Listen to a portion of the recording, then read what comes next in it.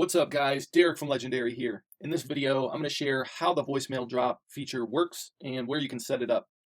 So I always use a campaign to manage my voicemail drops, and you can set those up in automation and workflows.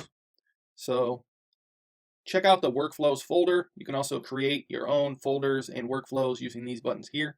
But I like to keep things organized. So inside workflows, you can find a voicemail drop workflow. We're going to click into that. And it's got two steps. The first is a trigger, which is the tag voicemail drop being added to a contact. And the second is the actual voicemail drop. So this has some instructions on how to just remove this and then upload your own.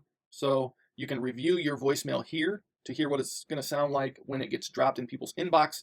So you can click play. Click the X to delete this audio and upload your own MP3 file. So basically that just tells you what to do.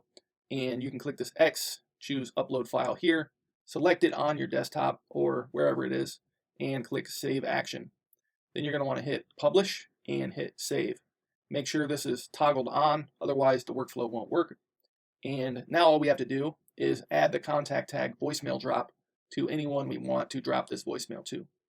So we can show you how this works with a little test here. Let me pull my phone over onto the screen. And then all I need to do is add a tag. So I can do this from an individual contact or from the actual contacts page. So if I go to the actual contacts page, I could drop multiple voicemail at one time if I wanted to, just by highlighting them all. Click add to campaign/workflow, and then you can schedule it in drip mode, just like text or emails, and select your batch quantity, when these should drop, and all that good stuff. Or you can add all at once, which I'm going to do for this example. And we're going to select voicemail drop as our workflow here. And I'll just type in a quick action message and click add to campaign. So there is a short ring, and it will show up as a missed call for your lead. And then shortly after that, the voicemail message will be dropped. So you saw that phone call pop up on my phone there. So you see I have that recent missed call there.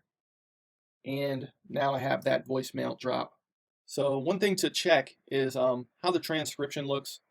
If you want to send people to a website, sometimes if you just speak the URL, it will actually transcribe that and make that a clickable link in there. So play around with it, do some test voicemail drops. Once that voicemail drop goes through, you're going to see that updated in the Conversations tab. You can see left a voicemail here. You could replay that, but hopefully that helps. At least now you know the process of how to do a voicemail drop. And if you have any questions, feel free to reach out to support@tryjohnson.com or just submit a ticket here if you need additional help. So with that being said, catch you on the next video. Stay legendary and go ahead and get this tested today.